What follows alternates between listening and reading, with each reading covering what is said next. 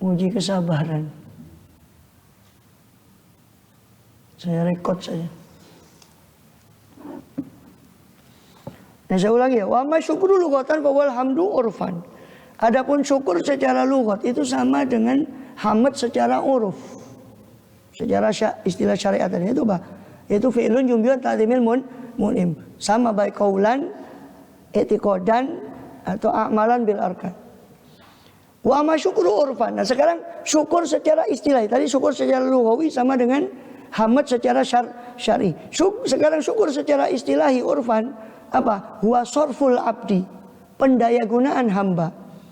Jami'a ma'an amallahu alaihi ing sakabe perkara kepada apa-apa perkara yang an'amallahu bi alaihi, yang memberi nikmat siapa Allah bi dengan alaihi ing atase abad atau hamba min aklin berupa akal sehat, wasam'in pendengaran, wa ghirima dan selain akal dan pendengaran selain keduanya, ila ma khuliqa li ajli, digunakan untuk apa? Didaya gunakan ila kepada ma khuliqa, apa-apa yang dicipta, kepada apa-apa yang dicipta, ma'an amal semua apa ya, jami seluruhnya tadi li ajlihi karenanya karena mah. Ya. Itu pengertian syukur secara syar'i. Syukur secara syar'i adalah pendayagunaan hamba atas seluruh yang Allah berikan nikmat kepada dia, kepada sesuatu yang nikmat tadi diciptakan karenanya. Mata untuk apa diciptakan? Pendayagunaan hamba kepada yang seperti itu namanya syukur. Digunakan untuk memandang, belajar. Alhamdulillah. Ya. Wa huwa akhasu mutlaqan minal hamdi wa syukril lughawi. Maka dia yakni syukur urfi, syukur istilahi mutlaqan secara mutlak iku akhasu, iku lebih khusus minal hamdi ketimbang hamd dan syukur secara lughawi likhtisasi billahi ta'ala, karena terkhususkan syukur urfi tadi kepada Allah saja yang Maha Luhur. Wa bikaunihi bi muqabalatin nikmah, dan karena keberadaan syukur urfi atau istilah itu berada pada muqabalatin ni'am, pada berhadapan-hadapannya dia dengan nikmat, alati ala syakiri faqat, yang tertimpa atas si syakir saja, si orang yang bersyukur saja. Ya kan? Tadi kalau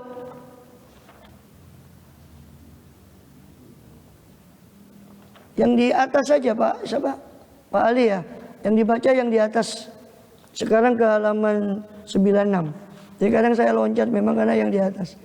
Yang dukur titik-titik iku wis loncatono ae. Titik-titik apa beda waca titik-titik. Kok ini ndak sing ikae repot mah. Kemudian sing hasyiae tambah nyelam lagi, tenggelam. Belajar diving nyelam lagi. Nanti tidak balik, engkau sih. Kalau ada sumur di ladang aja nanti boleh kita menumpang mandi, nanti saya bahas yang bawahnya itu.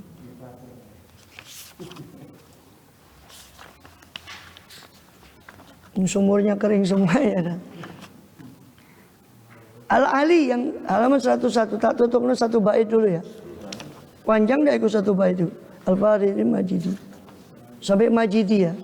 Sampai 105. Al-aliyu minal uluwi. Segala puji alhamdulillah tadi, segala puji itu ditujukan kepada siapa? Lillahi, kepada Allah. Allah yang bagaimana? Al-ali, yang maha luhur. Minal uluwi, itu terambil dari kata uluwi, ketinggian. Wa warifatu, utawi tegese uluwi ku rifayo, ketinggian. Fa asluhu aliwun. Asalnya aliyu itu aliwun.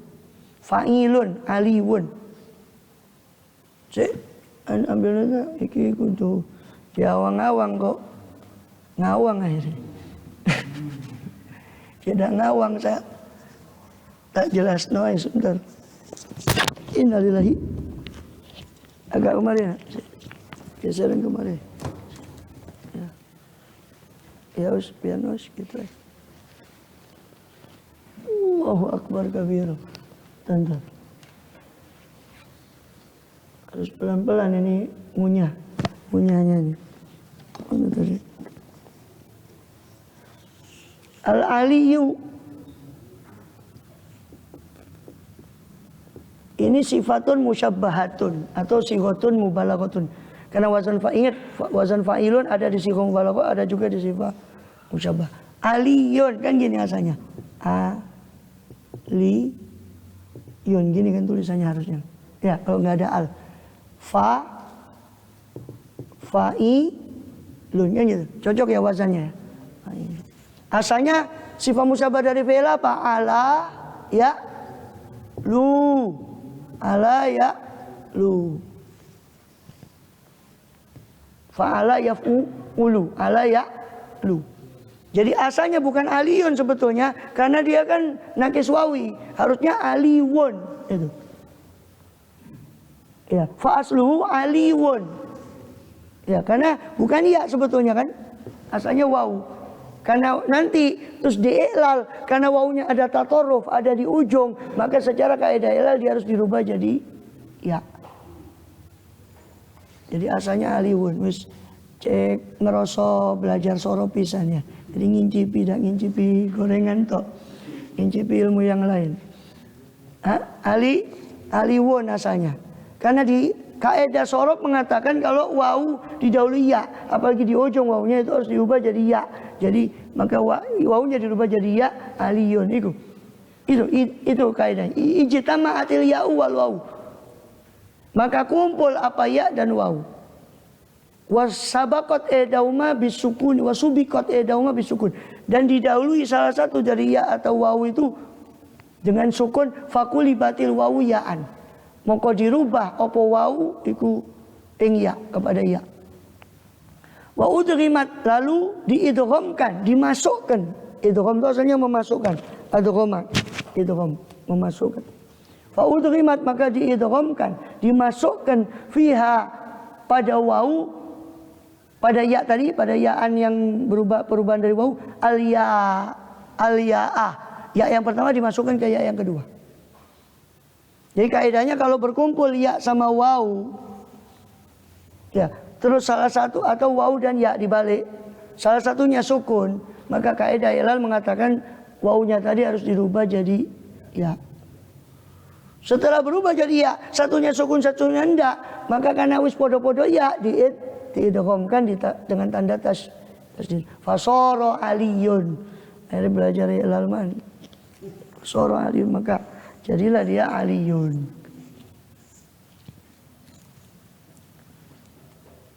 Wa uluhu ta'ala maknawiyun. Keluhuran Allah itu sifatnya maknawi, bukan indrawi kayak tingginya ini. Tingginya Allah itu maknawi, bukan jangan digambarkan tinggi. Allah di atas. Itu kan indrawi.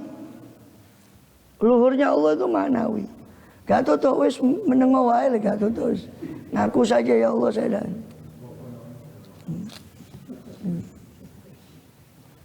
Ibaratun. Jangan dipaksa terus nanti wis biarkan. Pokoknya wis luhur gitu.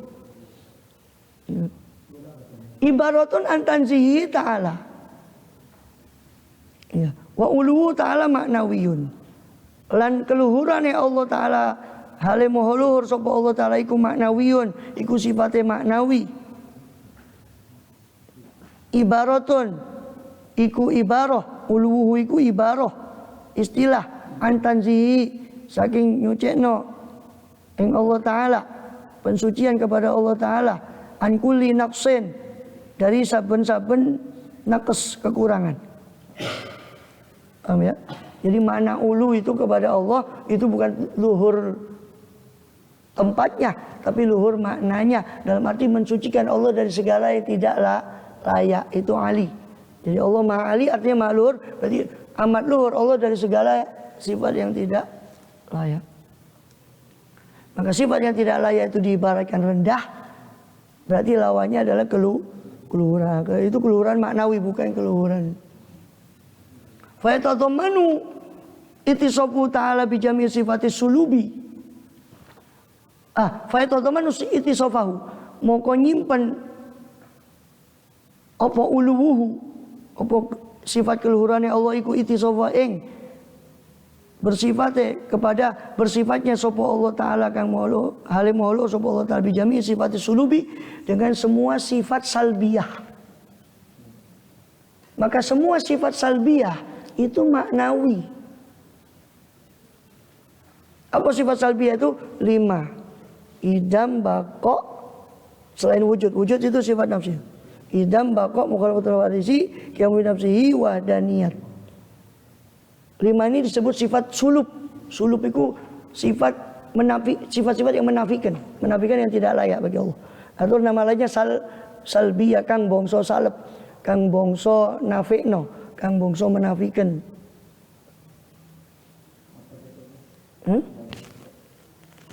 Idam sampai kidam baqo mukhalafatul warisi qiyamu nafsihi wahdaniyat. 5 sifat salbiyah.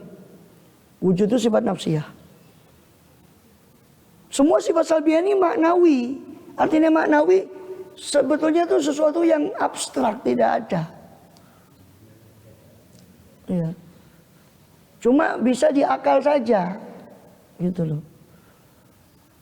Itu sifat salbiyah itu sesuai dengan judulnya, salbiyah itu meniadakan yang tidaklah layak. Kidam meniadakan adam. Ya kan? Sifat kidam Allah kan tidak berawal. Berarti kan meniadakan sifat keawalan bahwa Allah ada permulaannya. Baqo itu meniadakan sifat hudus. Meniadakan sifat fana. Maaf, bukan adam ya. Maaf, keliru. Kidam meniadakan sifat hudus. Kidam maha awal tanpa ada permulaan. Itu berarti kan meniadakan sifat anyar dari Allah, bahwa Allah itu ada permulaan. Makanya disebut sifat salbiyah. Semua ini karena dia arti salbiyah itu meniadakan, karena 5 sifat ini meniadakan sifat yang tidak layak bagi Allah. Kidam meniadakan sifat hudus. Baqo meniadakan sifat fana, rusak, bahwa Allah itu ada akhirnya. Mukhalafatul hawadis itu meniadakan sifat mumatsalatul hawadis, samanya Allah dengan makhluk. Bahwa Allah itu mukhalafah, berbeda dari makhluknya, meniadakan sifat samanya Allah dan makhluk. Qiyamu binafsi, berdiri jumeneng kelawan zat Allah Ta'ala sendiri. Allah tidak butuh pada yang lain. Ghaniyun 'anil alamin, itu meniadakan kebutuhan Allah kepada yang lain. Wahdaniyat, Allah esa, meniadakan sifat berbilangnya Allah lebih dari itu. Maka semua sifat. Apa ada sifat itu? Kan enggak. Lain sama kudrat, kekuasaan kan bisa dilihat. Raja itu berkuasa, itu ada sifat itu pada. Paham ya? Ini namanya sifat maknawi, cuma bisa untuk makna abstrak. Bukan sifat wujudi.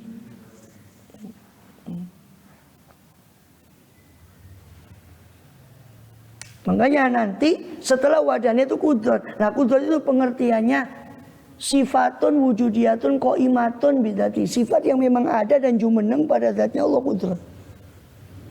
Mulai kudrat sampai 7 sifat ke belakang itu sifat maknawi, menunjukkan makna yang ada pada zat itu. Sedangkan itu sifat salbi, sifat yang meniadakan sifat yang tidak layak.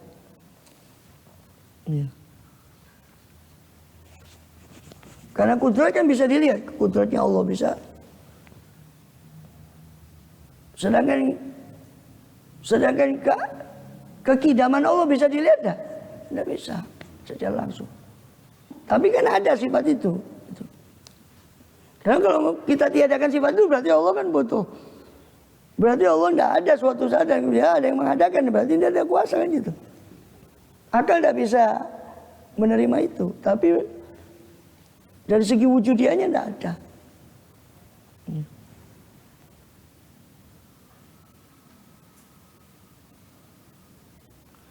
Berarti walaka antakul, boleh kamu berkata uluhu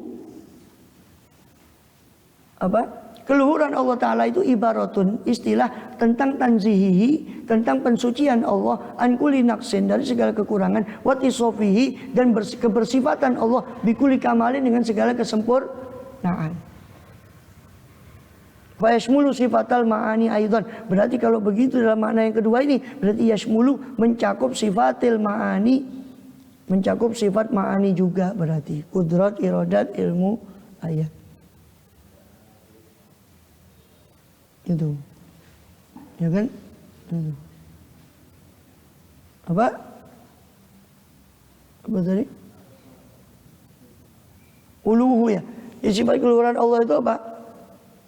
Maha suci Allah dari segala sifat yang tidak layak. Itu makna pertama. Makna kedua bisa juga kamu katakan Maha suci Allah dari segala sifat yang tidak layak dan bersifatnya Allah dengan segala sifat yang sempurna. Berarti kalau ini berarti aliyu itu mencakup dua, sifat salbiyah menunjukkan kesucian Allah dari tidak layak, sifat ma'ani, kudrat iradat ilmu ayat sama basor kalam yang menunjukkan kebersifatan Allah dengan segala kesempurnaan. Kok dibatasi segitu? Kesempurnaan Allah itu tidak terbatas, cuma ini sekedar yang penting. Jangan gagal paham kayak kelompok yang kurang kerjaan itu. Masuk sifatnya Allah merong puluh jadi. La ilaha illallah. Sinau atas ini. Gitu.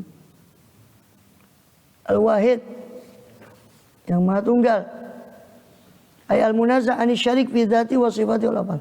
Yakni yang suci dari sekutu dalam zat, sifat dan perbuatannya.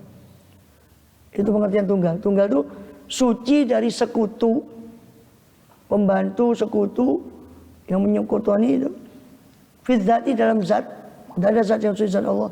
Sifat, tidak ada sifat yang memiliki sifat seperti sifat Allah. Af'al, dan dalam perbuatan segala ini hakikatnya semua perbuatan Allah. Al-alim yang maha mengetahui bima yakun wa ma la yakun wa bima huwa kain au maujud. Allah itu mengerti bima yakun dengan apa yang sedang terjadi, wa ma la yakun dan yang tidak terjadi, wa bima huwa kain dan yang akan terus terjadi, ai maujud yang ada. Alima makan, Allah ngerti apa yang telah terjadi. Wa alima ma yakun, Allah ngerti apa yang sedang dan akan terjadi. Wa alima ma lam yakun, dan Allah ngerti apa yang tidak terjadi. Malam yakun, idza kana, apabila dia terjadi, kaifa yakun, bagaimana dia harus terjadi. Allah ngerti apa yang telah terjadi, Allah ngerti apa yang sedang terjadi, Allah ngerti apa yang akan terjadi, dan bahkan Allah mengerti apa yang tidak terjadi. Seandainya dia terjadi, bagaimana dia harus terjadi. La ilaha illallah. Al-fardu, Allah itu tunggal. Al-wahid datan wa sifatan wa af'alan. Jadi kalau wahid tadi meniadakan sekutu bagi Allah, kalau fardu menegaskan ketunggalan Allah. Beda, mirip tapi tak serupa tapi tak sama. Wahidul fard. Tapi kadang bingung saya nerjemahkan al-wahidul fard itu apa. Wahid yang maha esa, al-fardu yang maha tunggal. Wahid itu artinya esa dalam arti tidak ada sekutu, meniadakan sekutu bagi Allah. Fardu menegaskan ketunggalan Allah. Zatan wa sifatan wa fa'alan, baik zatnya sifatnya apanya. Al-Ghani, Allah maha kaya an kulli syai, dari segala, maha cukup dari segala sesuatu. Fala yaftaqiru mahallin, saking kayanya Allah tidak butuh pada tempat seperti makhluk yang butuh pada tempat. Wala mukhassisin, Allah tidak butuh pada mukhassis yang menghususkan Allah dengan tinggi pendek. Wala mu'inin, Allah tidak perlu penolong. Wala wazirin, tidak perlu penyokong. Perdana Menteri, wazir, tidak perlu. Wala ghairi dzalik, dan Allah juga tidak perlu selain itu, kepada selain itu. Fal ghaniyul mutlaq, fal ghinal mutlaq yatadamman, maka ghinal mutlaq, maka kekayaan, kemahacukupan yang mutlak yatadammanu, menyimpan apa ghinal mutlaq itu, ittisafahu, akan kebersifatan Allah Ta'ala yang maha luhur, bijami sifati salbiyatul kamaliyah, dengan seluruh sifat-sifat salbiyah dan sifat-sifat kamaliyah, kesempurnaan. Mirip dengan Ali tadi. Al-Majid, yang maha majid, maha mulia. Kila, ada yang mengatakan makna majid itu karim. Al-wasi'il ata', yang dermawan, yang mulia, yang wasi'il ata', yang luas pemberiannya. Wa kila asy-syarifil azim, ada yang mengatakan majid itu syarif dan azim, mulia dan azim, agung. La yakfa ma fi hadzal bait min baratil istihlal, tidak sepi apa ma fi hadzal bait, apa yang ada dalam bait ini berupa baraatul istihlal, berupa indahnya permulaan. Baraatul istihlal nanti antum temui nanti dalam pelajaran ilmu balaghah, yaitu cabang ilmu badi. Nanti ada di balaghah namanya ilmu badi. Di antara keindahan-keindahan sastra itu ada macam-macam keindahan berupa lafaz. Nah, beliau disebut ini Bara'atul Istihlal karena kan ini kitab tauhid. Nah, maka mukadimahnya juga mukadimah yang kaitannya sama tauhid. Contoh, orang ada kitab fikih, dia memulai alhamdulillah musyaril ahkam, segala puji Allah yang mensyariatkan segala hukum. Itu namanya Bara'atul Istihlal. Kecocokan mukadimah dengan isi itu namanya Bara'atul Istihlal. Pujiane nang ndi ngalor, isi kitabe ngidul iku jenenge gak ngerti Bara'atul Istihlal. Tak belajar balaghah. Nantilah ketemu di balaghah itu. Allah alam afdulu. Wa afdhalu shalah sampai situ. Wa afdhalu shalah lan utawi paling utamane sholawat ayatamu wallahu alam iku sih hamdalah. Sholawat maneh kok